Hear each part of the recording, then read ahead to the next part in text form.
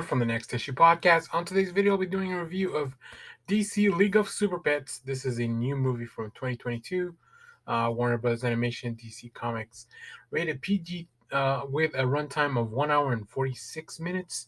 As of the recording of this video, I have a Rotten Tomatoes score of 72% for the critics, 89% with the audience.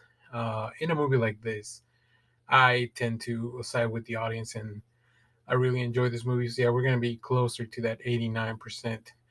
Um, Director Jared Stern and Sam Levine, written by Jared Stern and John Whittington. Now, if you don't know anything about this movie, let me give you a brief synopsis, then we'll get into the review after talking about the cast. In DC League of Super Pets, Crypto the Super Dog and Superman are inseparable best friends, sharing the same superpowers and fighting crime in Metropolis side by side.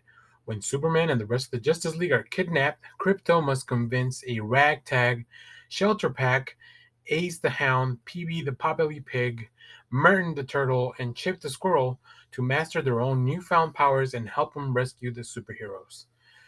So yeah, I mean that's very straightforward. If you know anything from the comics, sometimes there's a League of Super Pets, and this is now that. I think let's take a look at the cast a little bit, and then we'll talk more about this movie. We have Dwayne the Rock Johnson as Crypto the Super Dog, Kevin Hart as Ace, Kate McKinnon voices Lulu, John Krasinski voices Superman and Clark Kent.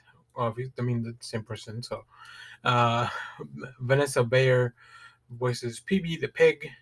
Natasha Leone voices Merton the Turtle.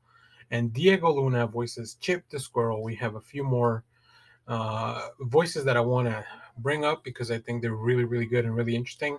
Mark Maron voices Lex Luthor. Keanu Reeves voices Batman, which, I mean, Keanu Reeves being Batman is on my bucket list, so we can cross that off. Thomas Middleditch and Ben Schwartz, they both voice Eyes in Fire guinea pigs, respectively, and Olivia Wilde voices Lois Lane, the intrepid reporter. So, yeah, what we have here in this movie is a really fun mashup of a dog movie and a superhero movie, right? This has all the tropes of a dog movie where, a dog wants to be best friend maybe has other interests, the dog feels abandoned, has to find a new kind of friends or family or whatever. All those tropes are part of this movie. And then we have the DC part of this, where we have superheroes, we have Easter eggs, we have a lot of meta commentary and jokes about DC making fun of itself. And that combination just really paid off for me. The animation is great. I love the character designs. I've loved the character design since we first got revealed in the trailer. I think the voice cast is amazing. Big shout outs to Merton. I think one of the funniest. Natasha Leone is just really good. Also, Keanu Reeves, his delivery as Batman, it's really, really fun. We also have, I think, Crypto and Ace, of course, they kind of carry the movie as we have Dwayne Johnson and Kevin Hart reunited. But yeah, everyone's really good. Diego Luna as Chip, although he doesn't have as big a role as I would like. It's really, really fun. So, but I think also Kate McKinnon as Lulu, who happens to be and one of the antagonists in this movie. She's great. Kate McKinnon is amazing. She's funny, and I think in this role it fits perfectly. Um, so yeah, overall, I had a really fun time with this movie. It's a great family movie. It's a great movie if you just want to have a good time with superhero stuff that's different. This has no effect on continuity, long-term storytelling. This isn't, you don't have to watch any movies before this. This is like just a fun superhero movie that like one shot of comics that you get.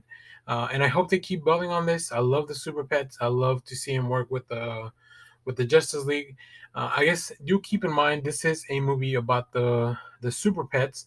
So although we have superheroes in this, I don't want people to go with the expectation that, oh yeah, we're gonna hang out with all these with the Justice League for like an hour and a half, right? That's not what this movie is about. Um, you know, the story is pretty straightforward, pretty simple. I don't think, I don't want to say that it was not good, but it was just very simple.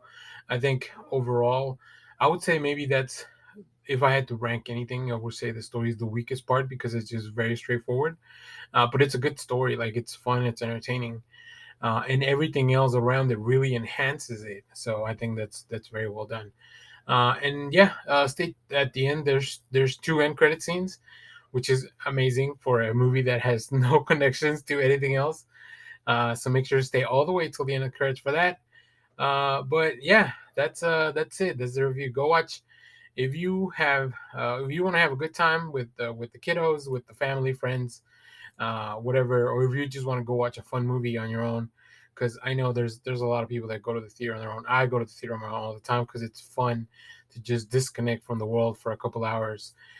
This is a great movie for that. So stay tuned. We have a bunch of stuff coming up this week. We know that there's going to be an Andor trailer, so we'll be talking about that. Speaking of Diego Luna, we'll also be covering comics for the week, which there's plenty of. And then on this weekend, we have a lot of movies coming out. Bullet Train. We have the new Predator movie, Prey. There's a whole bunch of stuff dropping in August, so make sure to stay tuned. Hit the subscribe button. We'll be covering as much as we can. We'll come back, do a live show. We won't have a show on the weekend of the 7th of August, but we'll come back strong after that. Most likely with our Thor episode, now that it should be very close to being on digital or on Disney Plus. So, yeah, thanks for watching, everyone. Make sure to hit that like, subscribe, all that good stuff. So, bye bye.